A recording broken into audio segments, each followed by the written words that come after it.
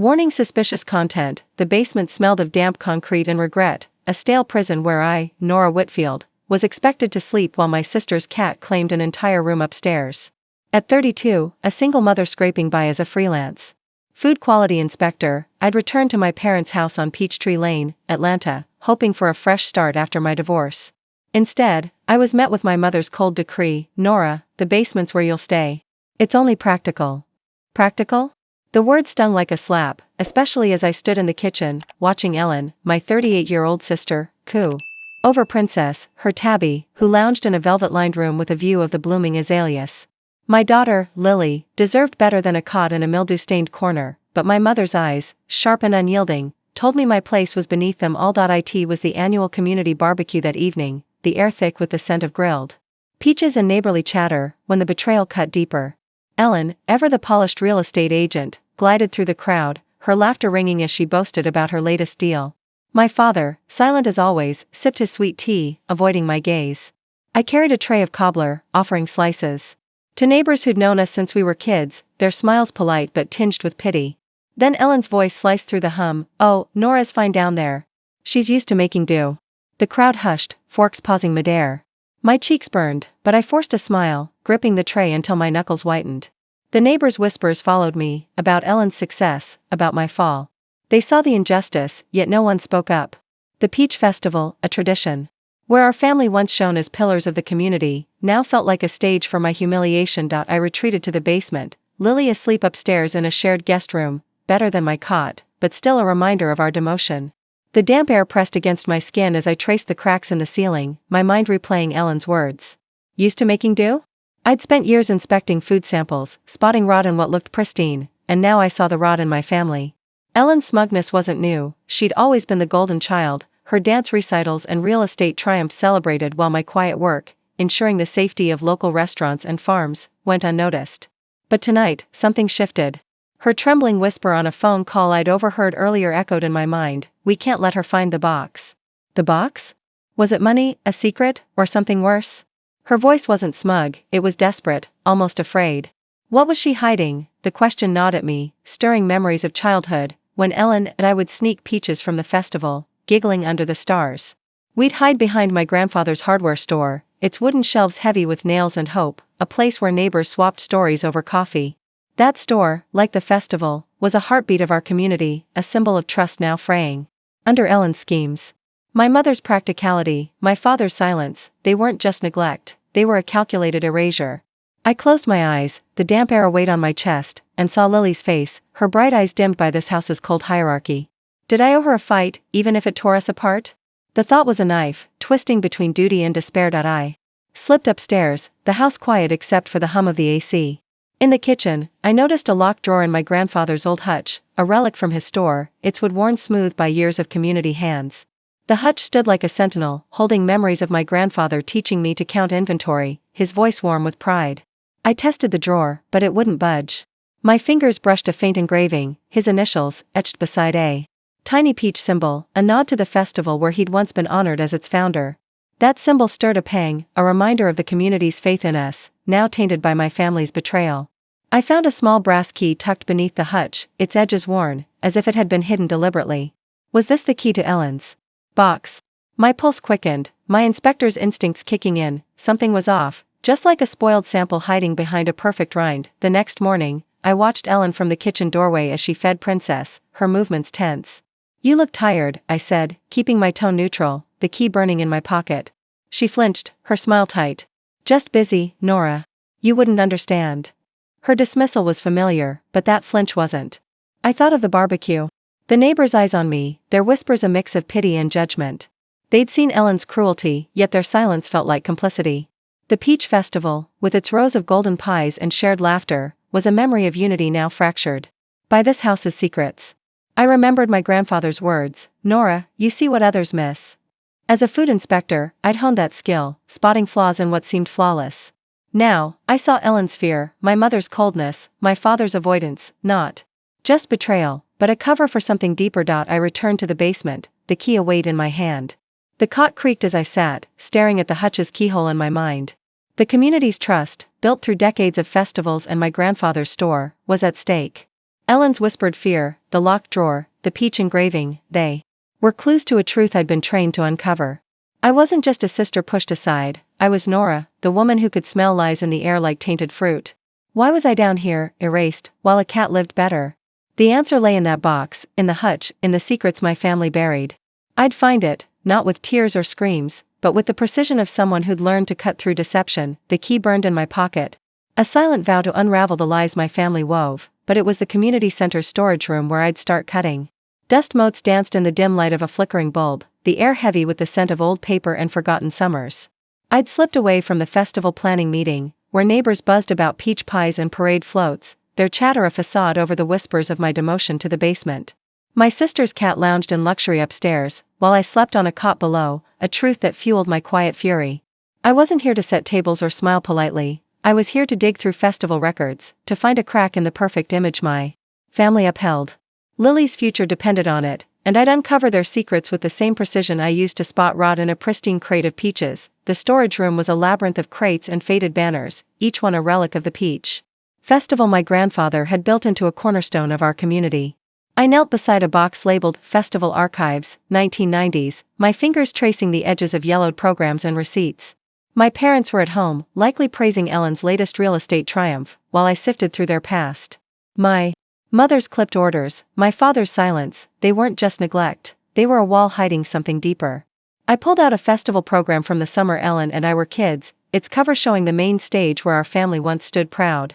A memory flickered, Ellen's pale face, her grip tight as we hid behind the store, overhearing something we weren't meant to. What had she been sorry for? A creak behind me snapped my focus. My mother stood in the doorway, her silhouette sharp against the hall's light, a tray of festival flyers in her hands. "You're not needed here," she said, her voice cold as ever. "Go check on Lily." The jab landed, but I held her gaze, my face a mask. "Just helping out," I replied, my tone even, though my pulse raced. Her eyes narrowed, lingering on the box I'd opened, as if it held more than paper. She set the tray down and left without another word, but her hesitation was a clue, she knew something about these records. My inspector's instincts kicked in, her unease was a flaw in the facade, like a faint bruise on fruit. What was she afraid I'd find? I dug deeper, pulling out a stack of letters tucked inside the program. One caught my eye, a note in Ellen's childhood scrawl, folded tightly, as if meant to be forgotten. My breath caught as I opened it. "I'm sorry, I had to," written in smudged ink, dated the summer of that festival. Below it, a sketch of the festival stage, its lines shaky, like a child's fear captured on paper. The words hit like a blow, stirring a memory of Ellen, maybe 13, whispering to me in the store's backroom, her voice trembling, "Don't tell Mom." I'd buried that moment, but now it surged back, her wide eyes, the distant sound of an argument. Was this tied to her whispered fear about a box? This wasn't the box, but it was a thread, a piece of the mosaic I was piecing together. The note wasn't the only surprise. Tucked beneath it was a photograph, creased and faded, showing my mother on that same festival stage, accepting an award for our family store. But her smile was tight, her eyes distant, and beside her stood a man I didn't recognize, his hand on her shoulder. The back of the photo had a name scrawled, Victor Klein, 1995. Victor? The developer Ellen was rumored to be working with? My mind raced. This wasn't just a childhood memory, it was a link to the present, to Ellen's schemes and my mother's unease. The festival, the store, this man, they were pieces of a betrayal. Deeper than I'd imagined. Why had my mother flinched at the sight of these records? Warning suspicious content, I slipped the note and photo into my pocket, my hand steady despite the storm inside. My job had taught me to spot patterns, and this was one, Ellen's guilt, my mother's fear, tied to a summer long ago. I thought of my father, his silence a shield, and wondered if he'd been part of that moment too. The community center hummed beyond the door, neighbors planning a festival that once united us. Now, it felt like a stage for secrets, not celebration. I stepped back into the meeting, my face calm, but my mind was a blade, sharpening with each clue. A neighbor, Mrs. Callahan, caught my eye, her expression curious. "You look like you've seen a ghost, Nora," she said softly. I smiled, deflecting. "Just old memories." But her gaze lingered, as if she sensed the truth I was chasing. That night, I sat on the cot, the note's words echoing, "I'm sorry, I had to." Ellen's guilt wasn't just about money, it was personal, rooted in that festival summer. I thought of confronting her, but held back. My mother's unease, my father's avoidance, they were all complicit, but in what? I saw Lily's face, her laughter at the festival planning, unaware of the shadows over our family. Did I owe her the truth, even if it shattered us? The community's trust, built through decades of festivals, was at stake. I tucked the note away, my resolve a quiet flame.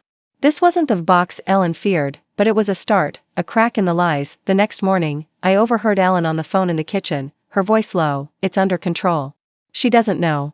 My heart skipped, but I stayed. Hidden, my inspector's instincts noting her tension. She wasn't just scheming, she was scared. Of me? Of the truth? The festival stage, the note, Victor Klein, they were threads in a web I'd unravel. I wasn't just a sister pushed aside, I was the woman who could see through deception, who could smell a lie like tainted fruit. The community's whispers, their faith in our family, hung in the balance. I'd find the truth, not with screams, but with the precision of someone who'd learned to cut through rot. The note from Ellen's childhood, with its shaky, "I'm sorry, I had to," burned in my mind, a splinter of truth I couldn't ignore. I stood in the community center's cramped office, the hum of festival planning fading behind the door, my fingers sifting through a ledger of old donations. My sister's fear, my mother's unease, they were hiding something, and I was done being the one pushed aside. Lily deserved a legacy untainted by their lies, and I'd carve through their secrets with the precision I used to spot flaws in. A farmer's yield. The festival stage, sketched in that note, was a clue, and this office, with its stacks of community records, was my next step to unraveling the web my family spun. The ledger's pages crinkled under my touch, each entry a snapshot of Peachtree Lane's generosity, families donating to keep the festival alive, my grandfather's store at the heart of it. But one entry stopped me cold, a donation marked anonymous, $5,000, 1995, the year of that tense festival summer. The handwriting wasn't my grandfather's, it was sharp, almost angry, unlike the neat script I knew. I traced the ink, my inspector's instincts flaring. Why anonymous? Why that year? The memory of Ellen's pale face, her whispered plea to keep quiet, flickered like a shadow. This wasn't just about money, it was about shame, something my family buried deep. A soft knock broke my focus. Marla, the woman next door, stood in the doorway, her gray curls framing a hesitant smile. "You're digging deep, aren't you?" she said, her voice low, eyes flicking to the ledger. I closed it, my pulse steady but quick. "Just helping with the festival," I replied, my tone neutral, though her knowing look told me she wasn't fooled. Marla, a retired postal worker, who'd seen every secret pass through her hands, leaned closer. "Ellen was asking about old festival sponsors last week." Sounded urgent. Her words landed like a stone. Ellen, digging into the same past? My sister, always polished, always in control, was unraveling, and Marla's warning was a spark. What was Ellen chasing, and why was it worth more than my place in our family? I tucked the ledger under my arm, my mind racing. Marla's gaze held mine, heavy with unspoken truths. "Be careful, Nora," she said, her voice softer now. "Some things are better left buried." Her caution wasn't kindness, it was a challenge, a nudge toward a truth the community knew but wouldn't say. I nodded, my face a mask, but inside, I was piecing together the mosaic. The anonymous donation, Ellen's note, the festival stage, they were threads, not just of family betrayal, but of a community's silence. My mother's clipped orders, my father's averted eyes, they were guarding something, and Marla's hint suggested it wasn't just ours to bear back at the house. I slipped into the kitchen, the ledger hidden in my bag. My mother was there, slicing peaches for a pie, her knife moving with surgical precision. "You're spending too much time at that center," she said, not looking up, her voice a blade of its own. I froze, my hand brushing the bag. Did she know what I'd found? "Lily likes it there," I said, deflecting, my eyes catching the tension in her jaw. She set the knife down, her fingers trembling for a split second, a crack in her control. "Lily needs her mother, not a detective," she snapped, but her eyes darted to my bag, as if she could see the ledger through the canvas. That glance was a revelation, a confirmation she was part of this, whatever this was. I retreated to the basement, my cot a cold refuge. The ledger's anonymous entry gnawed at me, but another discovery hit harder. Tucked in the back, a folded letter from the festival committee, addressed to my grandfather, thanked him for covering the shortfall in 1995. Shortfall? My grandfather, the man who built trust with every nail sold, had paid to hide something, a debt, a scandal, a shame. The letter mentioned a community leader, no name given, but the date matched the photo I'd found, with Victor Klein's hand on my mother's shoulder. Was he the leader? Was this the secret Ellen feared I'd uncover? My heart pounded, but my hands were steady, trained to dissect lies like spoiled fruit. I thought of Lily, her laughter at the festival planning, unaware of the weight of our family's past. Did I owe her the truth, even if it tore us apart? The community's faith, woven through decades of festivals, was fraying, and I was the only one pulling at the threads. My mother's trembling fingers, Marla's warning, the ledger's secrets, they were pieces of a puzzle I'd solve, not with anger, but with the quiet calculation of someone who saw what others missed. Ellen's urgency about sponsors, my parents' silence, it wasn't just about me.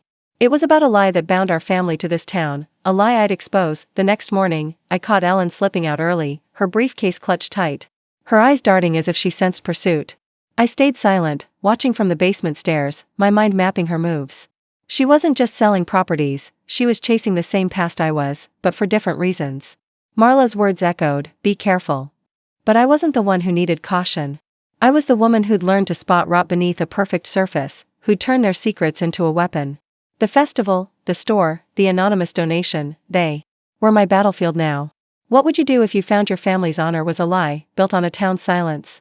The question burned as I planned my next step, the basement my fortress, the ledger my map. The ledger's anonymous donation and the letter about my grandfather's shortfall were like bruises on fruit, hidden flaws I couldn't unsee. I stood in the quiet of Peachtree Lane's old library, its shelves heavy with the town's history, my fingers tracing the spines of dusty record books. My sister's urgency, my mother's trembling hands, they were threads in a lie that bound our family to this community, and I was done being the one erased. Lily deserved a truth untainted by their secrets, and I'd uncover it with the same precision I used to spot rot in a perfect harvest. The festival's shadow loomed, but today, I was chasing a name, Tom, the accountant who'd worked for my grandfather, the man who might know why our legacy was crumbling. Warning: suspicious content. The library's back room smelled of mildew and ink, a forgotten archive where old business records gathered dust. I'd tracked Tom down through a neighbor's offhand remark, his name tied to the store's accounts. In the 1990s. My mother's unease, Marla's cryptic warning, they pointed to a past my family wanted buried, and Tom was my next lead. I pulled a ledger from the shelf, its cover embossed with the store's logo, a peach blossom etched in faded gold. Inside, rows of numbers told the story of my grandfather's pride, every sale, every debt, meticulously recorded. But one page, marked Community Reserve, stopped me cold. It listed regular withdrawals, starting in 1995, each one initialed DH. My mother's initials, not Ellen's. My breath caught, my inspector's instincts screaming. Why was my mother draining a fund meant for local farmers? The ledger wasn't just numbers, it was a betrayal, signed in her hand. A cough broke the silence. Tom, gray-haired and stooped, stood at the room's entrance, his glasses glinting under the fluorescent light. "You're digging into dangerous ground, Nora," he said, his voice low, almost regretful. I closed the ledger, my face calm, though my heart raced. "Just curious about the store," I replied, my tone steady, watching his eyes flicker with unease. Tom, the man who'd balanced my grandfather's books, leaned against a shelf, his fingers tapping nervously. "Your mother, she had reasons," he said, his words careful, like a man stepping around broken glass. "Reasons for what?" I pressed, my voice soft but sharp. He hesitated, then dropped a bomb. "The reserve was your grandfather's dream, supporting farmers, keeping the festival alive. Diane took from it to protect the family name." Protect? From what? His words hit like a blade, shifting everything. My mother, not Ellen, was the one siphoning the fund, hiding a scandal I couldn't yet name. I thought of Ellen's fear, her whispered box. Was she covering for my mother, or caught in the same web? Tom's gaze darted to the ledger, as if it held more than numbers. "You should talk to your father," he said, his voice barely a whisper. "He promised your grandfather he'd keep it quiet." My father? The man who'd barely spoken to me since I'd returned? The revelation was a jolt, turning his silence into something heavier, loyalty, not cowardice. I nodded, tucking the ledger under my arm, my mind mapping the lies. Tom's warning wasn't just caution. It was a challenge, daring me to dig deeper. I left the library, the weight of the ledger like a stone in my bag. At home, my father was in the garage, tinkering with an old radio, his back to me as always. "Found something interesting today," I said, my voice casual, testing the waters. He stiffened, his wrench pausing mid-turn. "Leave the past alone, Nora," he said, not turning around, his tone flat but laced with something raw, fear, maybe, or guilt. I stepped closer, my eyes catching the tremble in his hands, a mirror of my mother's from the day before. "What did you promise Grandpa?" I asked, my words a quiet blade. He turned, his face pale, eyes wide with something I'd never seen, panic. "You don't understand," he said, his voice breaking. "It was for her." Her? My mother? The question hung, unanswered, as he turned back to his radio, shutting me out. The ledger's truth burned in my hands, but another discovery hit harder. Tucked inside its back cover was a receipt, dated 1995, for a festival contribution. Signed by my mother, not as a donation, but as a repayment to a VK, Victor Klein, the man in the photo, Ellen's ally. My heart pounded, the pieces clicking into place. My mother's withdrawals, my father's promise, Victor's shadow, they were tied to a scandal my grandfather had buried, one that threatened the festival and our family's name. I thought of Lily, her bright eyes at the festival planning, unaware of the lies holding us together. Did I owe her the truth, even if it broke us? The community's trust, built on my grandfather's legacy, was at stake, and I was the only one pulling at the seams. I caught Ellen later, her car idling in the driveway, her face tense as she spoke on the phone. "It's handled," she said, her voice sharp, unaware of me watching. Handled? Was she protecting my mother, or herself? My mother's initials, my father's panic, Tom's warning, they were a mosaic of deception, and I was the one assembling it. I wasn't just fighting for my place, I was fighting for the truth, for the farmers who'd trusted my grandfather, for the festival that defined us. My hands were steady, trained to dissect lies like spoiled fruit. My mother's initials on the ledger, my father's panicked, it was for her, and Victor Klein's name on that repayment receipt were like cracks in a dam, threatening to flood everything I thought I knew. I stood in the festival grounds' quiet corner, where the old stage sat weathered under a canopy of oaks, its boards creaking with the weight of decades. The community's trust, my grandfather's legacy, was unraveling, and I was done being the one pushed aside. Lily deserved a truth that didn't bend under my family's lies, and I'd find it with the precision I used to uncover flaws in a pristine crop. Ellen's whispered fear about a box had led me here, to the festival's heart, where a time capsule from 1995 was buried, a secret my mother had fought to keep hidden. The grounds were empty, the festival planning committee long gone, leaving only the hum of crickets and the faint scent of overripe peaches. I knelt by the stage, where a marker stone, etched with a peach blossom, marked the capsule's burial spot from that pivotal summer. My fingers brushed the dirt, my inspectors' instincts guiding me to dig where others saw only ceremony. The capsule, a small, rusted tin box, was heavier than I expected, its lid sealed tight. My pulse quickened, but my hands were steady as I pried it open with a pocket knife. Inside, a letter in my grandfather's bold handwriting stopped my breath. To the people of Peachtree Lane, the festival's funds were misused by a trusted leader. I covered the loss to protect our name, but the truth must not stay buried. No name was given, but the date, 1995, matched the ledger's withdrawals, my mother's initials, and Victor's shadow. My mother hadn't just drained the fund. She'd hidden a theft to save the family's reputation. A rustle in the trees snapped my focus. Ellen stood there, her silhouette sharp against the dusk, her eyes wide with something raw, fear, not greed. "You found it," she whispered, her voice trembling, like the girl who'd written, "I'm sorry," years ago. I clutched the letter, my face a mask, though my heart roared. "Why, Ellen?" I asked, my voice cold, a blade honed by years of spotting lies. She stepped closer, her hands twisting together. "I didn't want you to know about her." Her? My mother? The revelation hit like a stone. Ellen wasn't the mastermind, she was protecting our mother, carrying the weight of a scandal I was only now uncovering. I held her gaze, my silence a demand for more. "She begged me to keep it quiet," Ellen said, her voice breaking. "After Grandpa died, she said it would ruin us." Her words shifted everything, painting her not as a manipulator, but as a sister trapped in our mother's shadow. I thought of my father's panic, his promise to my grandfather. Was he shielding my mother too? The letter in my hand wasn't just a clue, it was a grenade, exposing a theft that tainted our family's legacy. I tucked it into my jacket, my mind racing. "Who was the leader?" I asked, my tone steady, though the answer loomed like a storm. Ellen's eyes darted away, her silence louder than words. "You don't understand, Nora," she said finally. "It's bigger than us." Bigger? The festival, the store, the community's trust, it was all at stake, and Ellen's fear wasn't just about money, it was about shame, a secret she'd carried since we were kids. I returned to the house, the capsule's letter hidden in my bag. My mother was in the living room, arranging festival flyers, her movements precise but her eyes distant. "You're late again," she said, her voice clipped, as if she sensed the storm I carried. I paused, my hand brushing the bag, testing her. "Found something at the festival grounds," I said, my tone light, watching her fingers freeze on a flyer. Her eyes met mine, sharp and searching, but she said nothing, her silence a wall.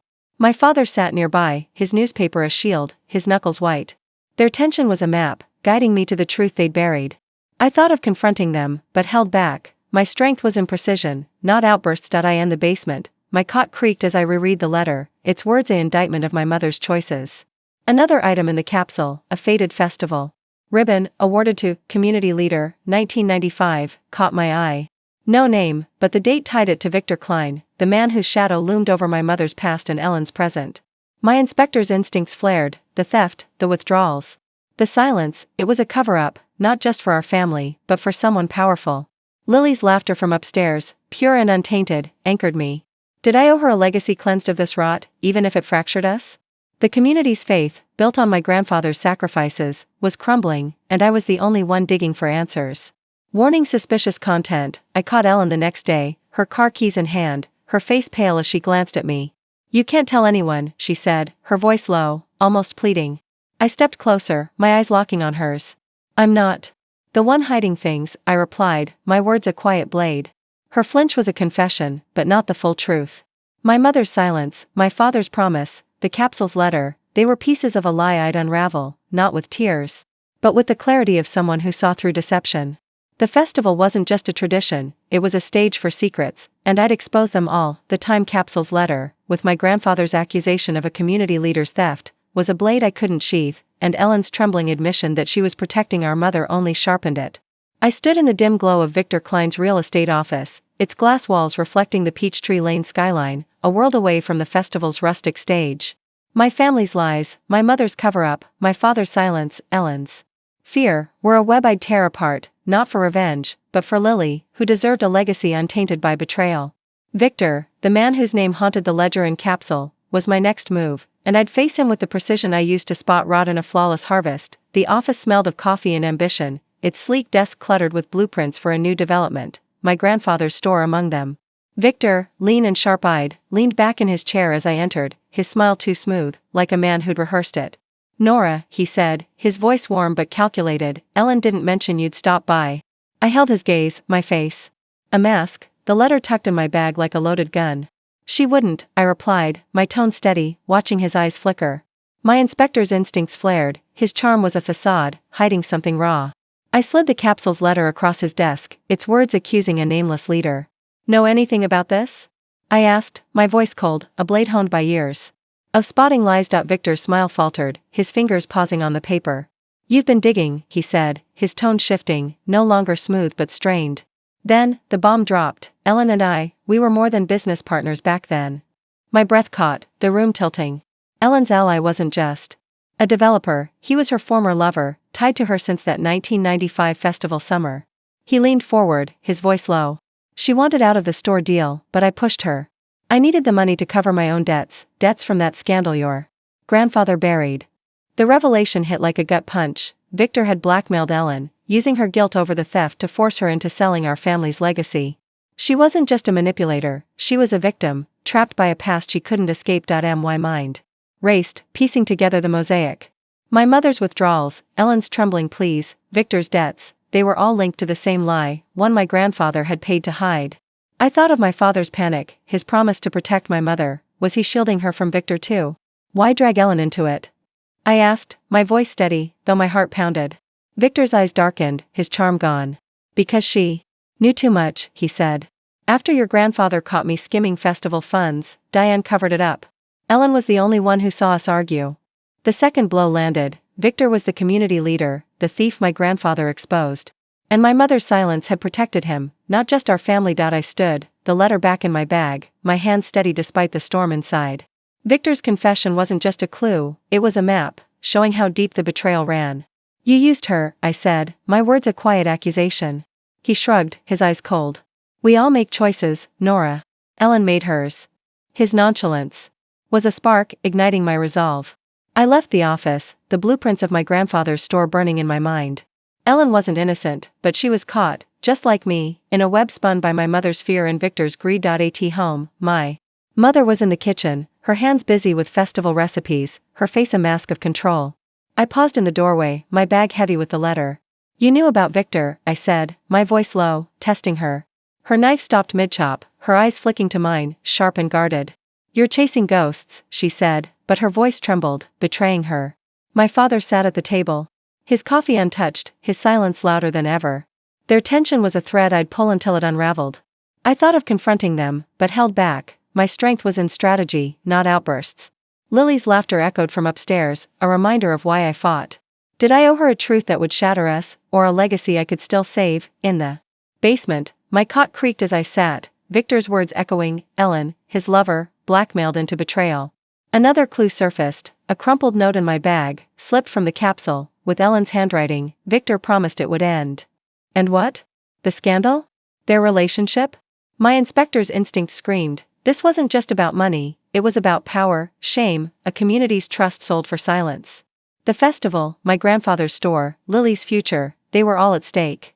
I caught Ellen later, her eyes red, her briefcase clutched like a shield. You should have told me, I said, my voice a blade, not accusing but demanding. She flinched, her voice barely a whisper. I thought I was saving us. Saving us? Or saving herself? The truth was a fire, burning through my family's lies. My mother's cover-up, my father's promise, Victor's blackmail, they were a conspiracy I'd expose, not with screams, but with the clarity of someone who saw through deception. The community's faith, built on my grandfather's sacrifices, was mine to reclaim. Victor's confession, that he'd coerced Ellen, his former lover, into selling our grandfather's store to bury his own festival theft, cut deep, and Ellen's broken, I thought I was saving us, was a wound I couldn't ignore. My mother's cover-up, my father's silence, they were a conspiracy I'd unravel for Lily, who deserved a legacy free of lies. I moved through the shadowed aisles of our grandfather's old hardware store, its shelves bare but heavy with memory, the air sharp with the scent of sawdust and rust. My father's promise to my grandfather, hinted at by others, was a thread I'd trace here, among the remnants of our family's pride, with the precision I used to spot rot in a flawless crop. The store was a ghost of its former self, its windows boarded, the counter where my grandfather once stood now coated in dust. I'd slipped in after hours, the key borrowed from a forgotten drawer, driven by a need to find answers in the place where our legacy began. My fingers brushed an old inventory log, its pages brittle, tucked behind a shelf of rusted nails.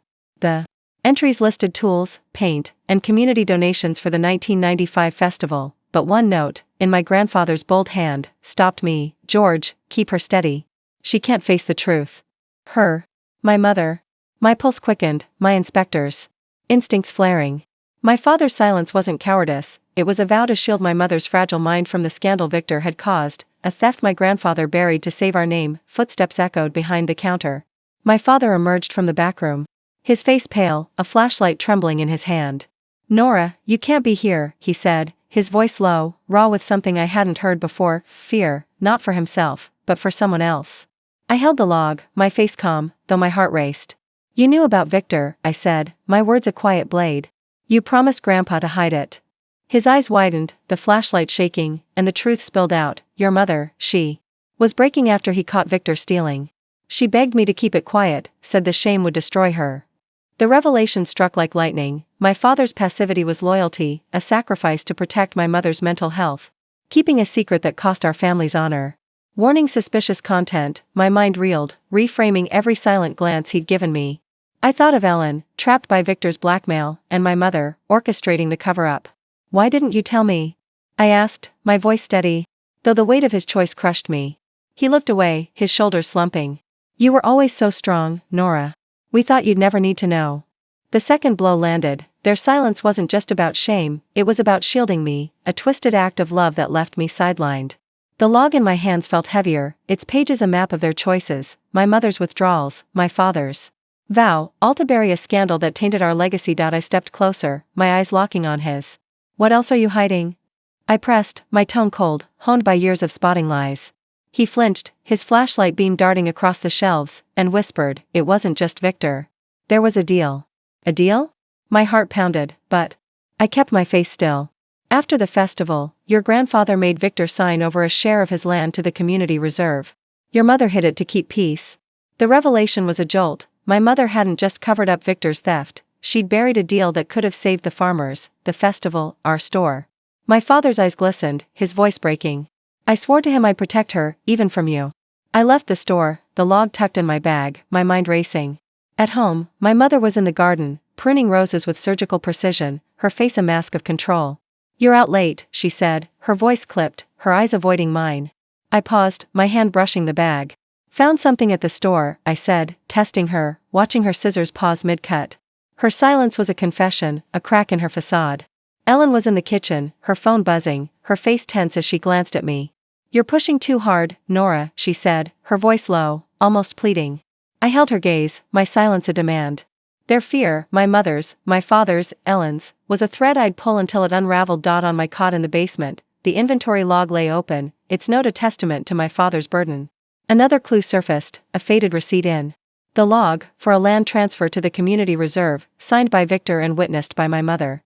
It was dated 1995, the year of the scandal, proof of the deal my father mentioned. My inspector's instinct screamed, this wasn't just about family, it was about a community betrayed, farmers left empty-handed, a festival built on lies. Lily's laughter from upstairs anchored me. Did I owe her a truth that would break us, or a legacy I could restore? The store, the festival, the community's trust, they were mine to reclaim, not with anger, but with the clarity of someone who saw through deception. I caught my father the next day, fixing a fence in the yard. His hands steady but his eyes weary. "You should have trusted me," I said, my voice a quiet accusation. He looked up, his face etched with regret. "I thought I was saving her," he said, his words heavy. Saving her, but not me. My mother, Ellen, Victor, they were all complicit. But my father's loyalty was the deepest cut. The truth was a fire, burning through their lies, and I'd wield it like a blade. My father's confession, that he'd sworn to my grandfather to hide Victor's theft to protect my mother's fragile mind, cut deeper than any lie, and the hidden land transfer deal he revealed was a scar on our family's legacy. I sat in Sarah's cluttered law office, the hum of Atlanta's traffic faint through the window, her desk piled with legal pads and coffee stains. My mother's cover-up, Ellen's entrapment, my father's loyalty, they were a maze I'd navigate for Lily, who deserved a truth untainted by our family's shame. Sarah, my friend from the Food Safety Board, was my last ally, and I'd arm her with every clue, the ledger, the time capsule's letter, the inventory log, to dismantle the lies with the precision I used to spot rot in a perfect crop. Sarah leaned back, her glasses perched on her nose, scanning the inventory log's faded receipt. "This land transfer," she said, her voice sharp, "it's the key. Victor signed over property to the community reserve, but it's still in his name. Your mother buried it." My breath caught, my inspector's instincts flaring. The first blow landed. My mother hadn't just hidden Victor's theft, she'd blocked a deal that could have funded the farmers, the festival, our store. Sarah's pen tapped the log, her eyes narrowing. "There's more. The trust fund's fine print names you as a co-trustee, not just Ellen. Your grandfather wanted you to protect it." The revelation hit like a thunderclap. I wasn't just a victim of their lies, I had a legal claim to the fund, a power they'd kept from me. My heart raced, but my face stayed calm, a mask honed by years of spotting deception. "Why hide it?" I asked, my voice cold, a blade sharpened by betrayal.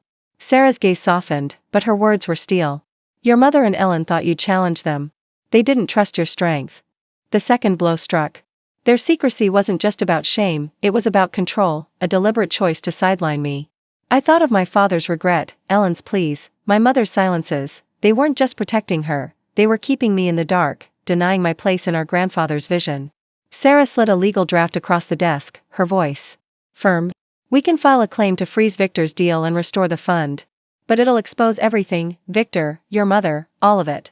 I nodded, my hands steady, the weight of the log and letter in my bag like anchors. Exposing them meant tearing open our family, but Lily's future demanded it. I left Sarah's office, the city's pulse a stark contrast to the quiet war I waged. At home, my mother was arranging festival banners, her movements precise, her eyes avoiding mine. "You're always gone these days," she said, her voice tight, a wall of control. I paused, my hand brushing my bag. "Meeting with Sarah," I said, testing her, watching her fingers falter on the fabric. Her silence was a confession, a crack in her armor. My father sat in the living room, his newspaper untouched, his knuckles white. Their fear was a map I'd follow to the truth. I in the basement, my cot creaked as I spread out the clues, ledger, letter, log, receipt. Another detail surfaced, a handwritten note in the log's margin, in my grandfather's hand, dated 1995, "Nora will carry it forward." My chest tightened, his faith in me a lifeline I'd been denied. My mother hadn't just buried the scandal, she'd buried my role, erasing me from the legacy I was meant to protect. Ellen's voice echoed from the kitchen, tense, on the phone. "She's getting too close." Too close? To what? The trust fund, the land, the truth? My inspector's instinct screamed, this wasn't just about family shame, it was about power, a community's trust stolen, a festival's heart corrupted, warning suspicious content. I met Sarah again the next day, her office now a war room, papers spread across the table. We've got enough, she said, her voice steady. The ledger's withdrawals, the capsule's letter, the land transfer, they prove your mother and Victor colluded. Filing this claim will force a public audit. A public audit. The words hung heavy, a step toward justice that would shatter our family's facade. I thought of Lily, her bright eyes at the festival, unaware of the lies beneath it. Did I owe her a clean legacy, even if it cost us everything? The community's faith, my grandfather's dream, they were mine to reclaim, not with tears, but with the clarity of someone who saw through lies. I caught Ellen later, her car idling in the driveway, her face pale. You're going to ruin us, she said, her voice low, almost broken. I stepped closer, my eyes locking on hers. You ruined us when you chose silence, I replied, my words a quiet blade. Her flinch was a confession, but not the full truth. My mother, my father, Ellen, Victor, they were a chain of betrayal, but I was the one breaking it. The festival, the store, the farmer's trust, they were worth more than their secrets. Sarah's legal claim, armed with the ledger, time capsule letter, and inventory log, was a blade poised to cut through my family's lies, my mother's cover-up, my father's vow, Ellen's entrapment. I stood in the Peachtree Lane courthouse, its marble steps cold underfoot, the air thick with the murmur of locals gathered for the hearing. My mother's buried land deal, Victor's theft, my hidden role as co-trustee, they were a conspiracy. I'd unravel for Lily, who deserved a legacy free of shame. The courtroom was my final battlefield, and I'd face it with the precision I used to spot flaws in a perfect crop. Sarah stood beside me, her briefcase heavy with evidence, her voice steady as she presented our case. The judge, a stern woman with sharp eyes, flipped through the ledger, her gaze lingering on my mother's signatures. The community reserve, Sarah said, her words clear, was meant to fund a permanent Peach Festival pavilion, a dream of Nora's grandfather. My breath caught, the first blow landing. The reserve wasn't just for farmers, it was for a pavilion, a symbol of community pride my mother had buried to hide Victor's scandal. The courtroom stirred, locals whispering, their trust in my family crumbling. Sarah held up the time capsule's letter, its accusation of a community leader, Victor, ringing out. Diane Hensley concealed this theft, and the trust funds. Co-trustee, Nora Whitfield, was excluded to maintain that secret. Asterisk. Warning suspicious content. My mother sat across the room, her face pale, her hands clasped tight. My father's eyes were downcast, his silence a weight. Ellen, beside them, looked at me, her expression raw, not with anger but with something broken. The judge's voice cut through, the evidence suggests deliberate concealment. The fund's purpose must be restored. The second blow struck, the court ordered the community reserve reinstated, Victor's land deal frozen, and my role as co-trustee upheld. I'd won, but the victory felt hollow, the family I'd fought for fractured. Then Ellen stood, her voice trembling. I didn't want the money, she said, her eyes on me. I was protecting her from the shame. Her? My mother. The final revelation hit, Ellen's silence, her deal with Victor, was to shield our mother's fragile heart, not to betray me.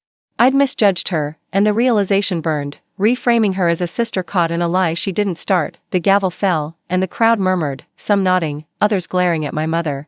Outside, Marla, the old postwoman, approached, her eyes soft. The community's naming the pavilion after you, Nora, she said, her voice warm. Your grandfather would be proud.